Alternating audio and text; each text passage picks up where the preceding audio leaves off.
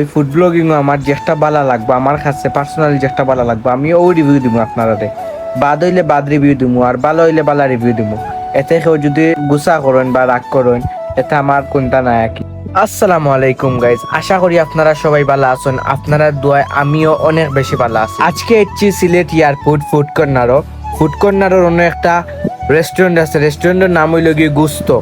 দেন ও গুস্তর মাঝে আজকে আলুর দম আর চালুর রুটি ট্রাই করব। দেন গাইজ আমি ইনো 2টা আলুর দম আর 4টা চালুর রুটি অর্ডার দিছি। অর্ডার দেওয়ার বাদে তারা আমার উঠিয়া হয়েছে যে 15 মিনিট ওয়েট করা লাগে। দেন ওয়েট করার বাদে তারা আমার আনিয়া দিছে। একটা দেখে লাগছিল গাইজ খুব বেশি টেস্টি হইব, বাট বাকি রহস্য আমি আপনারা পরে কইরাম। গাইজ চালুর রুটির মাঝে সুন্দর করে তারা একটা ফয়েল পেপার দিয়ে বালা করে বান্ধিয়া দিছে, একটা বালা লাগছে। বাট চালুর রুটির দাম হইল গিয়ে 10 টাকা করে, একটা ঠিক আছে। আর আলুর দম আলুর দম হইল গিয়ে আপনার 100 গ্রাম বা 150 গ্রাম দিছে আমারে।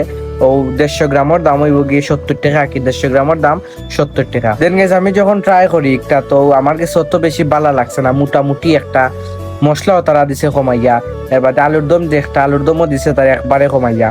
আর দাম রাখছে আলুর দমও 70 টাকা করি। দেন এগুলো আমার কাছে ভালো লাগছে না আলুর দম।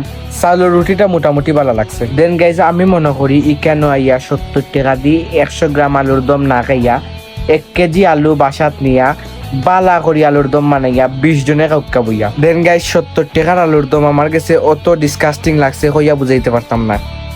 দিছেও একবারে কম, আর কোনো টেস্ট নাই, আর মশলাও দিছে একবারে কমাই। দেন গাইজ একটা কথা কই, ফুড ব্লগিং আমার যেটা ভালো লাগবে, আমার কাছে পার্সোনালি যেটা ভালো লাগবে আমি ওই রিভিউ দিব আপনারা। বাদ হইলে বাদ রিভিউ দিব, আর ভালো হইলে ভালো রিভিউ দিব। এতে কেউ যদি গুসা করেন বা রাগ করেন, এতে আমার কোনটা নাই আর কি।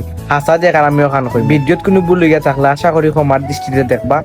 আর আমার চ্যানেলটা অবশ্যই ফলো করবা, আর ইউটিউব থেকে দেখলে সাবস্ক্রাইব করবা। দেখা হইব আপনার লগে নতুন কোনো ভিডিওত। আসসালামু আলাইকুম।